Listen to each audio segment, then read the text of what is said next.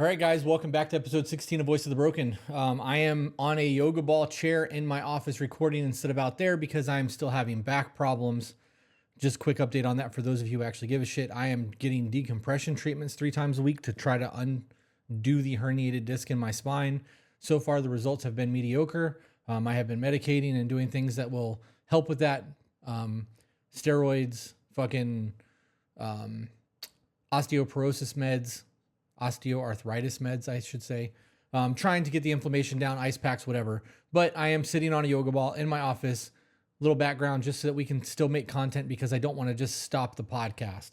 Today's episode is going to have multiple emails because we've been getting super short emails between 2 and 4 pages. I'm going to read them, reply, respond, react, whatever, and move on.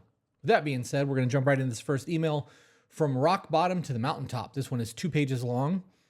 And it starts with, my rock bottom started in 2018. That summer, my addiction took a really bad turn for the worst. I lost my son, multiple jobs, multiple apartments, a house, a car. My parents had cut me out of their lives for a little while because of the choices that I made. I was not a good person. I spent several years homeless hurting people and stealing from people. Anything that I could do to get a fix. It all came to a head in 2022. Now that I've got this going and I've got you invested and you're actually listening to what's being read, what we do here is we send out mass requests from men. Please send us an email telling us your story of success from the hardest of lows. So if you've been to the point where you've wanted to eliminate yourself, or if you've had a drug addiction or divorces, or you almost died and you've overcome whatever, we want your stories of success. We want to know what you went through, how you got through it, and how you're living now so that we can give other young men hope and try to get them on the right track. He then went on to write, my son's mother and I have been on again, off again forever. My drug use was at an all-time high. I ended up moving back in with my ex. When the VA helped me get my apartment, I made the mistake of letting my ex move back in with me. A few months later, I was arrested. When I got out, she had been trespassed from my apartment, and I was able to start living my own life. On the outside, it looks like I was getting my shit together. Well, he said getting my stuff together. Kind of on the inside. I was the lowest I'd ever been. I'm looking back on all these memories now, trying not to cry because the pain is still there, just not as bad. I spent the next few months in a haze and a lifestyle that I didn't want but felt I didn't deserve better. I was becoming angry and sour. Looking back, there were times I wanted to die but couldn't do it myself. I was ready to surrender myself over to this lifestyle that I did not want. So between the drug use and the promiscuity, and everything else in between inside, I felt like I was screaming to make a change. I just didn't know how or didn't want to, depending on what part of my brain I listened to. That's when the change happened. I truly believe that when we get to the point of the misery of our life outdoing the misery that it's going to take to change, you will always pick the easier route. And when that change becomes easier than the misery you're living through, you will make the change. It's going to happen. He then wrote, when everyone thinks of Facebook dating, I don't think anybody really has a great opinion, good or bad about it. But for me, it's where my new life began. That's when I met. And then he says her name. I'm not putting her name out there. We do anonymity, ladies and gentlemen. When we first met to talk for the first time, we sat and talked for 2 hours. I was 100% transparent with her, and I told her everything that I was into, what I was doing, thinking that it would scare her away, but it never did. My apartment wasn't a trap house, but it was a house where a lot of people came in and out to do what we did. My apartment had a 2-seater sofa that nobody was allowed to sit in but me. No one sat next to me. No one was able to use it. It was my spot. The first time I think I realized that she was going to be important to me was the night that she came over and there were a bunch of people in my house. I was sitting in my spot and she just walked right up and sat down. You should have seen it. It was hilarious. Everybody's face just dropped, their mouths wide open going, who is this chick? Sound like Dr. Sheldon Cooper from Big Bang Theory. You're in my spot. As I look back, that's when I realized things started definitely changing. I was using less. I was actually trying to be better. And when we decided to get serious, that is when the awkward phase happened, but it wasn't awkward for us. My first date, should have said our first date, she asked me out and then asked me to go on a double date with her the next night, which we did. It was great. The next night she went and met my mother with me. I wanted to take my mom tacos. The next night was her grandmother's 90th birthday, and her entire family were going to be at the Chinese food place we had here. And I went mostly just long enough to introduce myself, but then my anxiety went through the roof and I had to go. This is why I allow myself a 3-drink rule. Believe it or not, I don't do well in social settings where I can't have at least a drink to like even keel, self-medicate. So social interactions, when I'm around people that I've never met before, it's very difficult for me to just interject myself into a conversation, which is really fucking weird because believe it or not, I'm a talker. And a big shock. When I met her kids, in my head, I was not ready to be any kind of father figure to anyone. But after one night, it changed. We hung out and played Uno. I got along with them. It was good when I finally decided to go to rehab for the kids. Just thought I wasn't coming back. My heart was full, and when I did come back, they were expressing how much they miss me. That's awesome. This part is mostly going to where the success happens. The single greatest thing my wife has ever done for me was when she called me while I was in rehab and told me, hey, I hope you don't mind. I changed your address and moved all your stuff out of your apartment. Part of me still wanted my freedom, but instead I just went with it. I moved to our small town and started getting my sober feet under me. I had a couple of different jobs before I found the school, my wife, and I will be married for 2 years next May. I will be sober for 2 years in March. Love that. Dog's currently out there barking. As I'm thinking about this and talking about the journey itself, I've done some amazing things. I've reached so many goals. It's crazy to me. It doesn't feel like I did anything. I was living a normal life with the help of my probation officer and substance abuse counselor. I'm able to pull together that this is what normal life is. So kind of to wrap all this up in a small way, hang on guys, dog's still going nuts. So to kind of wrap this up in a small way, my name is D. I'm a recovering addict that is living an amazing life. My wife is my biggest asset and strongest supporter and greatest cheerleader. My stepkids, our kids, I honestly couldn't have dreamed of having for myself. I work for a school in a little community that respects me in small ways. And when I talk, people listen. My anxiety and how much I don't like being around large groups of people totally keeps me from talking too much, but when I do, people listen. My family consists of me and my wife, our 3 kids, 3 dogs, a house with a big yard, and a lifetime that's ahead of us that I didn't know I had. This is my success. I hope this helps for what you're looking for, whether you post it or show it or not. I used to be one of the broken, and it took me a long time to get away from that. If I can say one thing to pass on to the next guy, never be ashamed of who you are because you can always change. I don't feel like I would be who I am today if I didn't do the other things in my past, brother. I talk about that shit all the fucking time. I am so grateful that I was able to go through all the shit that I did because I was able to handle it and I survived. Most of the people that I know that would have went through the things that I've gone through would not have. It would have broke them mentally, physically, maybe eliminated them, prison. I don't know. Sorry, I don't remember where I was at. The dog went ape shit and I had to go and figure out what was going on.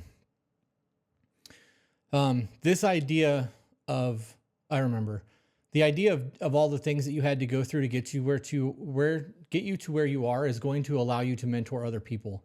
All of the overcoming that you had to do with your drug addiction and trying to turn things around with your family and stepping into the role of a bonus dad are all life lessons that you are going to be able to pass on to somebody else who really fucking needs those lessons. And you have no idea how much your common knowledge is world changing for people like that. So continue to fucking tell your story, man. Do the thing, spread information, fucking help. Young people need it. Let's see. Let's try this one. 4 pages. All right, moving on. This one has themes of child abuse, drug addiction, essay. I feel like I may have read this one the other day.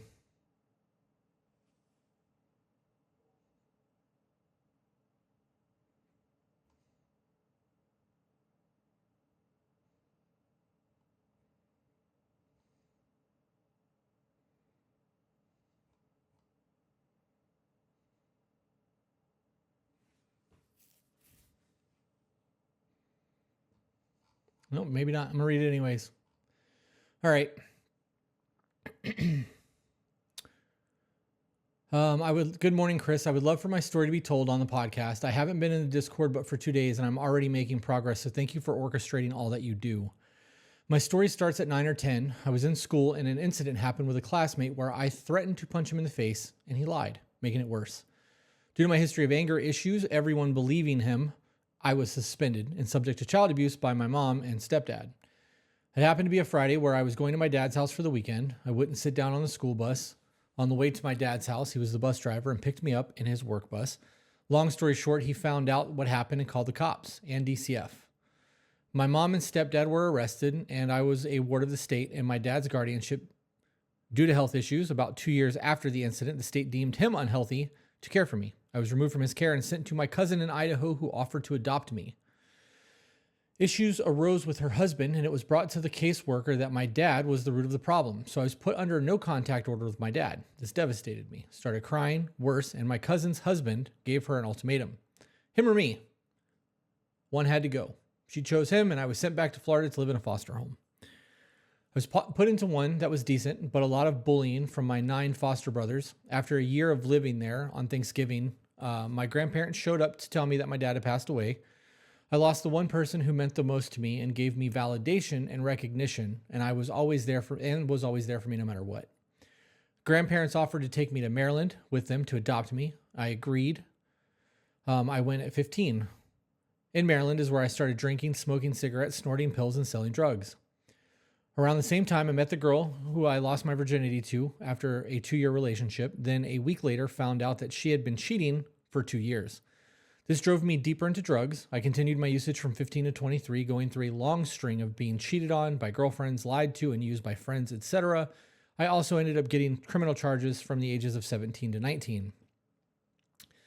At 19 is when my last charge got me 2 years probation. At 19, I stopped getting the Social Security check from my dad's death and was kicked out of my friend's place due to my drug addiction. My family had shut me out.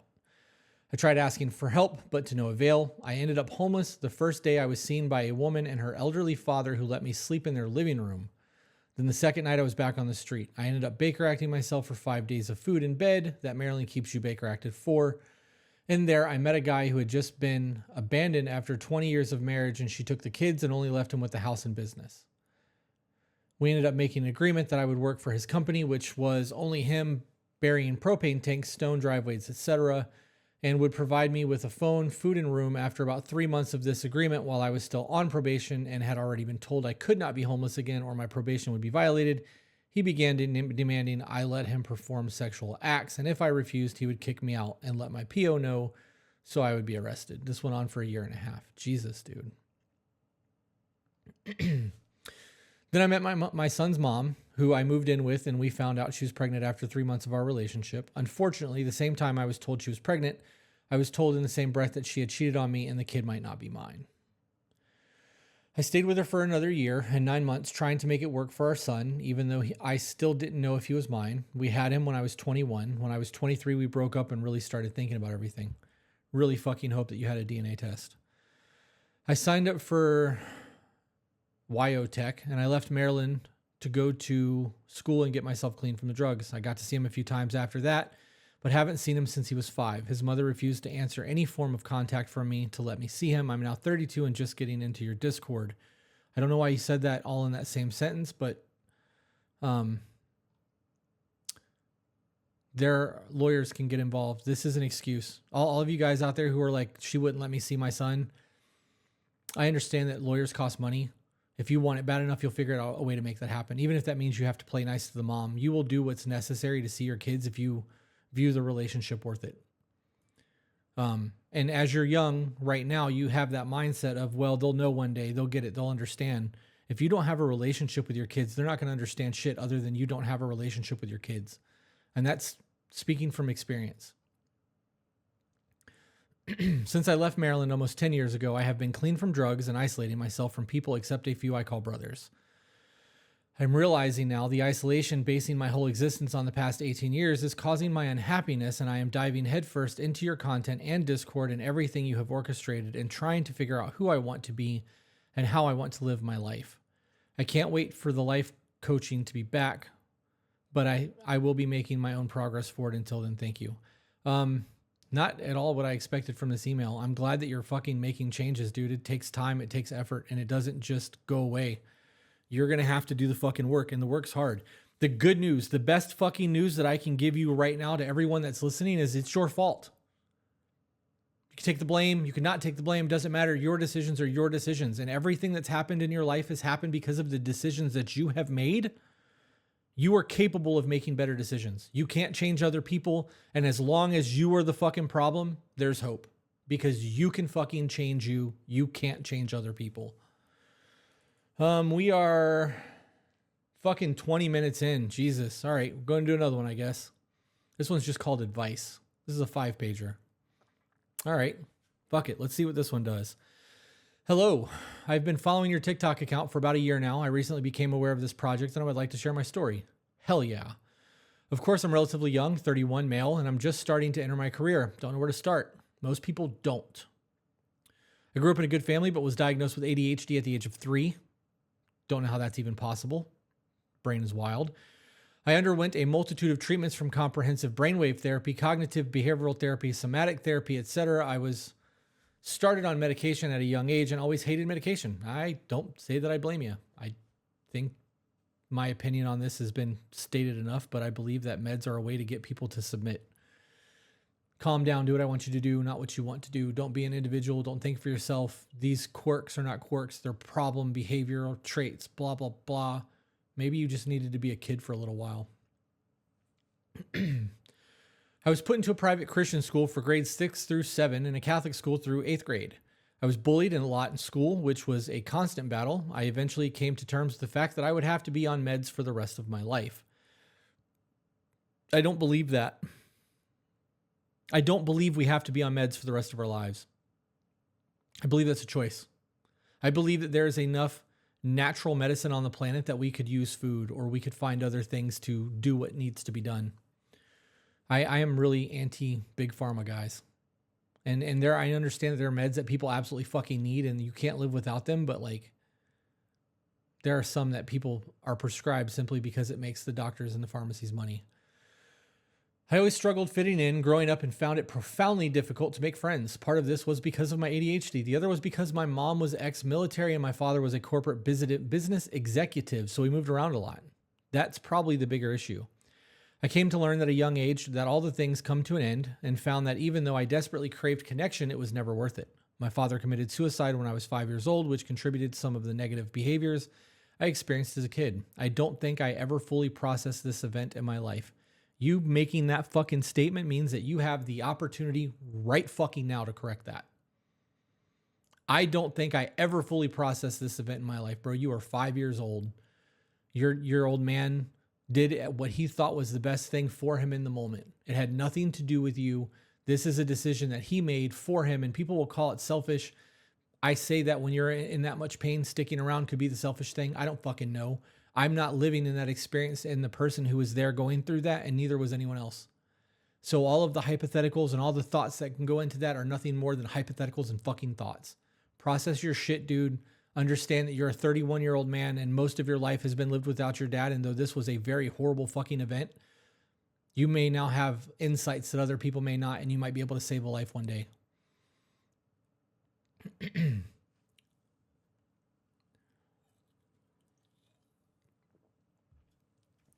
Now, as an adult, I struggle with ADHD, social anxiety, and occasionally depression. I had a suicide attempt at the age of 25. Now, looking back, was more of a cry for help than anything. Most of the time it is, especially from men who fail. It took me forever to enter into a career that I found fulfillment in. I now work in a licensed clinical social worker associate. As a licensed clinical social worker associate, working towards full licensure. That's a fucking mouthful. I also write free poetry in my free time as a creative outlet. I find difficulty still when it comes to connecting with peers and feel misunderstood a lot of the time. I'm a full-on nerd who enjoys D&D, video games, fantasy, sci-fi, and anime. You know what this tells me? It means that you have not found your fucking people yet, bro. We all have social anxieties. We all have, especially if you're on the spectrum, you're going to have, weird tics and not eye contact and not want to shake hands and not want to be touched and not want to be close to people and not find passion in the things that other people are finding passion in. And you have to find your community. And once you find your community, the rest of that shit's easy. You will find people that don't give a shit that you want to talk about Dungeons and Dragons all fucking day long. It makes you happy.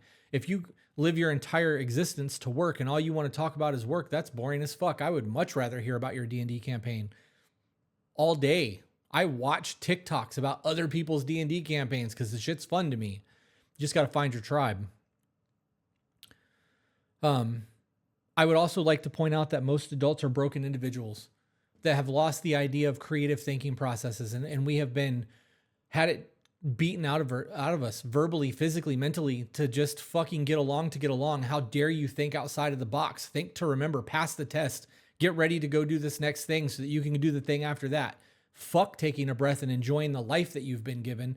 Work. I am all for the hustle culture, but there's got to be a fucking balance there, dude. And if you want to talk about the things that make you passionate while doing your fucking job and hustling and trying to build a life for yourself, it sounds like balance to me. That's for all of my fucking nerds out there. That nerd life shit is hard for me. I love that shit. I would rather have my very small circle of people and fucking be intimate with the people that care about me and fucking have true, authentic friendships than be worried about a fucking like count on an Instagram post. I have found as an adult, it is more difficult to make friends than I could have imagined. That's because as you become an adult, your friends become much smaller in circumference in terms of your circles. I was told when I was in elementary school that when you grow up, you'll have 5 friends. You can count your friends on one hand was specifically what they said. I factor my woman, my best friend. I have a couple people that have become a part of the community because of To Be Better, but the people that I know that I could call at 3 o'clock in the morning to hide a body or watch my kids, less than 5. Counted on one hand. You're also going to have to understand that as this goes on in life, people are going to start doing more what's best for them and less than what's best for the group because they're trying to look out for their best interests. But I understand your point. The only friends that I got are online friend group, which is great, but I want to have someone I can go out and do things with. That's the loneliness. I fucking get that. I painfully admit that I still live at home with my parents. I've been with roommates before and friends, but due to circumstances, wound up moving back in with them to pursue a career. Not sure if you want more information, but I would be a better fit or not. But if you do, feel free to reach out. Core issues for me have been ADHD, avoidance of conflict, imposter syndrome, and social anxiety/isolation. I can further elaborate on these. We're gonna just read this shit. Avoidance of conflict, avoidance of tendencies. When I read avoidance of conflict, I read, I don't have a spine. Now, I'm gonna let that hang in the air for a minute so that everybody can get it offended and get over it and let it sink in as to why I'm saying that. If you don't like conflict, you are going to people please to avoid conflict. When you people please, you blur the line of what your hard boundaries are in life, and people learn that they can step on you like a fucking doormat. Therefore, when I say avoidance of conflict means you don't have a fucking spine, I am setting up an entire narrative of a conversation that's about to be had, knowing that you are uncomfortable in situations where there is any type of conflict. Avoiding conflict means that you are not comfortable with violence. You're not comfortable with having to put other people in a situation where they may become uncomfortable, and you are doing so at the cost of your fucking soul. And I believe that shit. The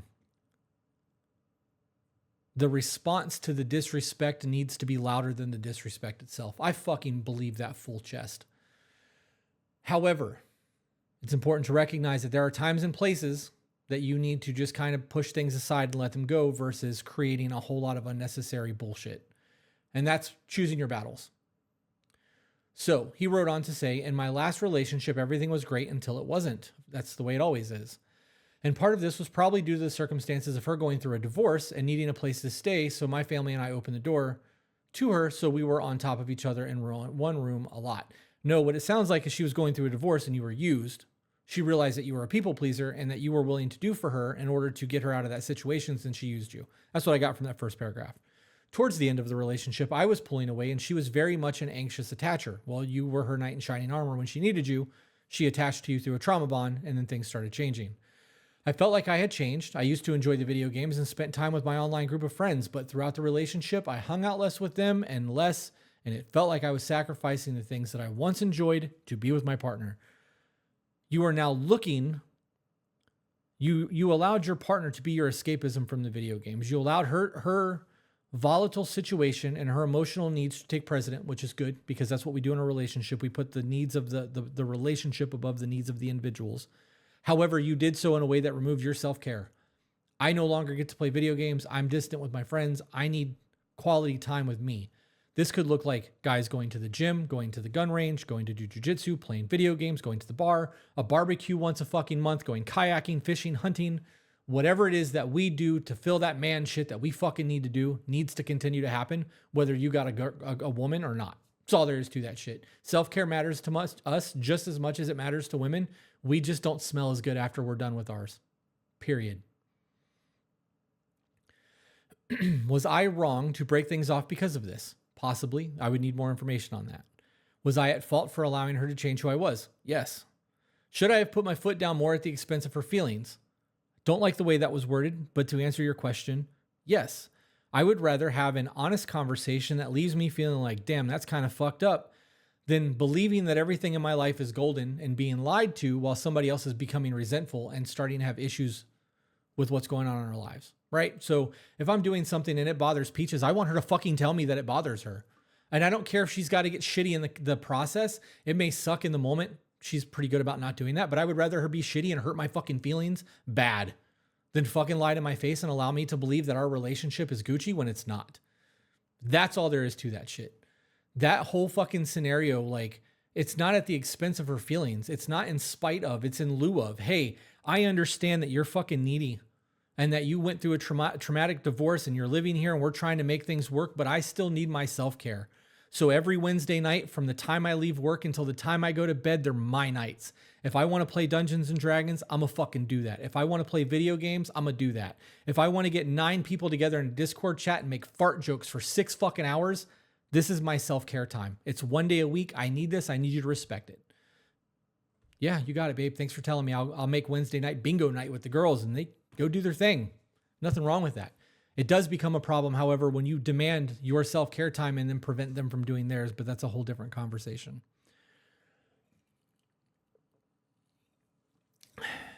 If our living situation was different, would it have worked out? That's a very good question. Roommates make problems. You're also living with your parents, and you allowed a divorced woman to regress from a marriage into your, I'm assuming your situation with your parents. You did say you were living with your parents still, whatever. All these questions I still ask myself today. Why? Why are you hung up on all of this shit that happened then? Because it did. It all happened. It's done. You have moved on. She has moved on. Life has done things. All of that shit happened. It doesn't exist anymore. You're not living then. You're living now. So the question is, if I called her today and wanted to try to make it work, what would be the things necessary for that to be a thing? And that's the conversation that needs to be had. These were the things that I noticed were wrong in our relationship. These are the things that I did that I can change and work on becoming better at. If you accept that, great. Here's some things that I think that you could work on that would benefit me. If you choose to do that, great. If not, have a great life. But these are the things that I've noticed that we both have fucking room to grow on. Let's fucking grow. Let's do this shit. That's plan setting. That's a mental vision board, moving into the fucking future to become the man that you believe you can be, versus looking backwards going, damn, well, what if? You know, because that what if is going to change a whole lot. Even if you had the answers, what's changing in your life right now? 0. Imposter syndrome. I'm still in therapy. That's what he said. I'm still in therapy myself. I constantly ask myself, if I can't address my own problems, or if I haven't fixed my own problems, how am I to help others with their problems? How can I, as a person who has come so close to giving up on his life itself, be able to provide life skills, constructive advice, and help? How am I supposed to help those who experience social anxiety or isolation, and isolation, supposed to come up with solutions for them if I haven't come up with a solution for myself? What makes you think that those are the problems that you're supposed to be solving for people? Because those are the things that you need work on. Why are you going to try to blindly lead the blind? Maybe the things that you are able to fix have nothing to do with anything that you think, and God is going to use you the way that he sees fit according to his plan. And that one nice, like, hey, let me hold the door for you, bro. I like your shoes, is the thing that keeps somebody from killing themselves tonight. You don't know what your fucking purpose is, dude. Live the best life. Overcome the shit that you can. Try to mentor those that you can mentor. Can you solve a Rubik's Cube? Because you could teach somebody how to solve a Rubik's Cube and not know how to fucking deal with the social anxiety and isolation that comes with being in public speaking places.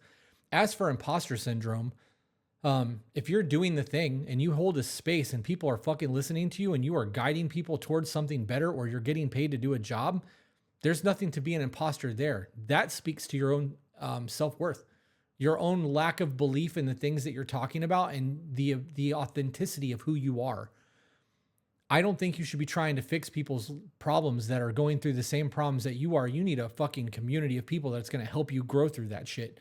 And then once you've overcome that, then you can teach those things. But until then, do what your strong suits are, bro. Like fucking find people that you can mentor and help with the things that you've already figured out. If you've overcome an obstacle and you know how to overcome it, it's not a puzzle anymore. It's steps. I have to move this to get to that, to do that, to do this, to move this, to get this, to unlock that, and that's done. That's a puzzle. When you know the steps of the puzzle, it's not a fucking puzzle anymore. It's an algorithm. There you go. Social anxiety isolation. I constantly struggle to meet people and tend to avoid public places. Well, I don't blame you. People are fucking garbage. I find when I'm on my own, DoorDash and staying home is the option I will almost always go to versus getting out of the house. I wonder how much of this speaks to your issues with conflict, because there's a fear of having to deal with people. That's a very good question.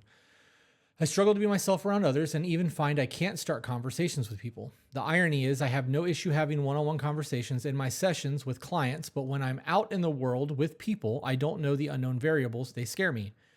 I hope you know how to solve this problem. My past therapist solutions were going to a bar, a coffee shop, or the gym, things I don't have much interest in. Why would that be the go do something that you don't have interest in so that you can pretend to care about other people's shit? That's boring as fuck. Why don't you find something that you're super excited to talk about, something that you are passionate about, Dungeons and Dragons, for example. Find a local gaming store, go in there and be like, hey, is there any available games? Can I leave my name and phone number?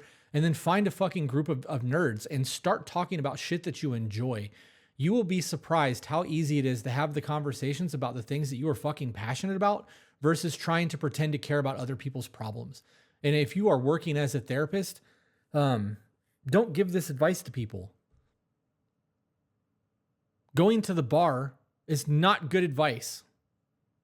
I don't think that's good advice for any therapist to tell anyone ever. Going to the bar is not a safe space. You have the risk of violence. You have alcohol, which is a depressant that leads to dehydration, which leads to hangovers, which leads to fucking ibuprofen, which is an NSAID. NSAIDs lead 40% increases in depression. Going to the bar is bad fucking advice. A coffee shop, sure, go have coffee. Go to the gym, abso-fucking-lutely go to the gym. Go to the gym, lift to the best of your ability, watch YouTube while doing it, learn how to fucking take control of your body, establish discipline in yourself, and fucking go get it. You can do that by yourself. You can go to the gym, put your headphones on, and slay your fucking demons every day of the week. Do that. You don't need a partner for that. You don't need a group. You don't need somebody there to tell you how fucking great you are or how horrible you are. Put your headphones in, go in there and try to fucking kill yourself on the gym.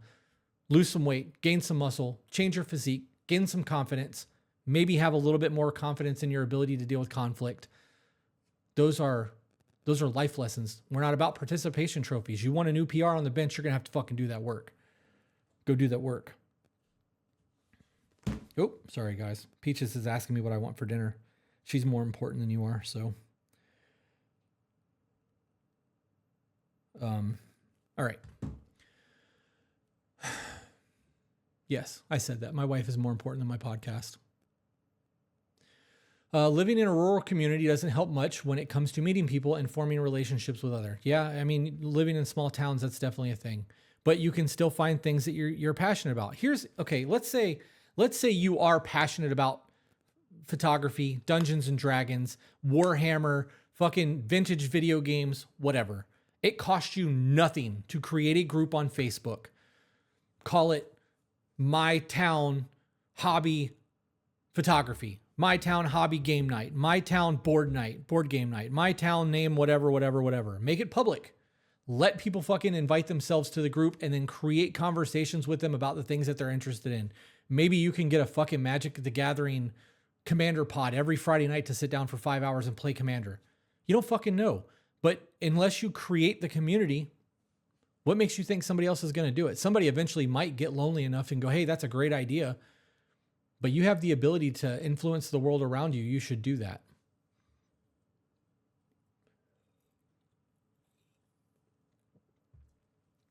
ADHD. Always felt like I was going to struggle intellectually and was told constantly I would struggle in school, but it wasn't my fault. It was my ADHD by family. I felt like I needed to be perfect in everything I did, so I developed more of an anxiety because of it. I fucking get that. I never felt like I fit in with the rest of society because I know how much extra time it took for assignments and my own interests. However, when in college, I was excelling a lot in school, but was sacrificing a lot of my physical health and mental health to do so. Spent a lot of time in the library and educating myself to the things that were important for my classes. Questions around this are, how do I stop thinking through the lens of perfectionism? By understanding that there's no such thing as perfectionism. Even if you could do it to the best of your ability, 100% fucking perfect right now, and you mastered it. Tomorrow, you will learn a new technique that you have to start that master class all over again. And you have to learn how to break rules and establish new patterns and understand things differently. Perfectionism is something that you can chase, but not at the cost of your soul. You should be able to do things as effectively as possible for your skill level while still trying to grow and become better. 1% every day is a lot in the course of a year in terms of change. I don't believe in perfectionism. I am a very imperfect organism, and I love it because knowing that I'm not perfect means that I get to learn new shit every fucking day, and that being a student of life is exciting. I get to determine my level of involvement in Project Mayhem, right? Like, how much do I really want to fucking know? Let's run it. I don't know yet. Let's go. That's it. That's where we're at. How invested do you want to fucking be in this, dude? You think that you're going to be the next Jordan B. Peterson and you want to live that life and that's what success looks like to you, then that's what this is going to end up being. This is going to be your life. And that's the route that you're choosing because you believe the fulfillment that's going to come at the end of it. And I hate to be the guy that said it's fucking journey and not the destination, because the destination changes. I wouldn't want to fucking walk this journey without my woman. Like, she completes everything about my life. She gives me a peace that I've never experienced before. Excuse me. I don't mind having to change course to make sure that we're happy and that life is doing what it's doing. It's the journey. We had a dope fucking experience the last couple of weeks. Let's try this. Let's go over here. Maybe we'll end up at a different cliff for a little while. It is the journey. How do I generate more compassionate self-talk when making mistakes? Buddy, let me know when you crack that one. My biggest thing in all of this is that I believe that when we are told we are not enough by the people who are supposed to be nurturing the enough in us, we accept less than for ourselves. We start to believe the lie that other people have placed on us because we were an inconvenience. Understanding that no one will ever be able to love me unless I love me, because I will not be able to believe their word. If my wife looked at me and said, "You're a great man," and inside I believe that I was not capable of being a great man, those words would be hollow to me because I fucking know who I am and what I'm capable of and what I'm not doing. And I'm just accepting that this is what my life is going to be. My generation of more compassionate self-talk comes from her going, "Hey, no negative self-talk. Rephrase that. Like, think better of yourself." I believe that when you say those things and you do that, you are giving people permission to hold a power over you. There's a whole lot. I mean, that's a whole ass conversation, dude. We could, that would be a full on sit down Zoom call conversation. How do I generate the motivation and self-discipline to do the things I don't necessarily want to do, but need to, like exercising? You get one body and you get it until it's gone. And the better you take care of your body, the better off you're going to be long-term.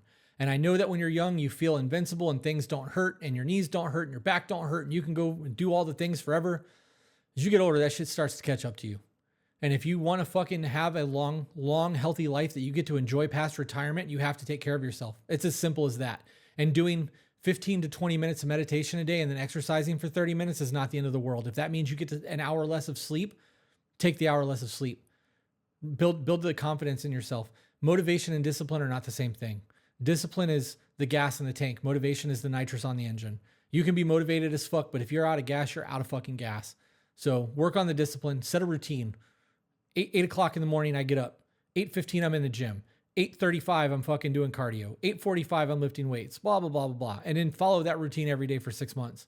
That routine will be so ingrained that you will do things on autopilot, like brushing your teeth and going to the bathroom in the morning, that this will just be what your life is. And you will start noticing drastic fucking changes in your mental health, your physical health. The way that you view situations will change because you'll have had victories. That's a big one. I cannot stress the importance of lifting weights. Then he wrote, what options are there for making friends in a world that seems so disconnected for someone with my interests? You have to find somebody with your interests. I actually don't know if I know who you are. I don't recognize his name, and I'm going to have to go back and look. But you wrote, I hope this clarifies. Let me know if you have any more direct questions or even more information for clarification. It sounds like you just need a social circle of men, dude. You need some friends that you can rely on that are going to push you out of your comfort zone. I put your name on here. I probably shouldn't have. I have to cut that out. I have to go back and cut out your name. I answered everything in this. That puts us at about an hour, 42 minutes. I think you just need a community. Dude, I think you need to be pushed out of your comfort zone. I think that you need to start working on really finding your tribe. 31 years old, you're young still, dude. Like you're not even at the halfway point yet. You've got like 4 more years, 5 more years. I think 37 is what they're calling middle age now for men. So like your childhood is over. It's time to grow fruit into an adulthood and fucking live your life. I actually enjoyed that one. That was a good email. Lots of good questions. I actually think I'm going to end on that. I'm going to end on that, guys. That was a good email. I enjoyed that. I'm not going to read another one today. I may actually reach out to you, dude, and try to get you on an episode. With that being said, guys, I hope that you found value in what we did. Sorry about the shitty room. I know that I'm not fancy cameras. I'm literally using a webcam and a fucking microphone right now, just trying to get content up because I don't want to leave you guys hanging. That being said, I'll see you on the next one.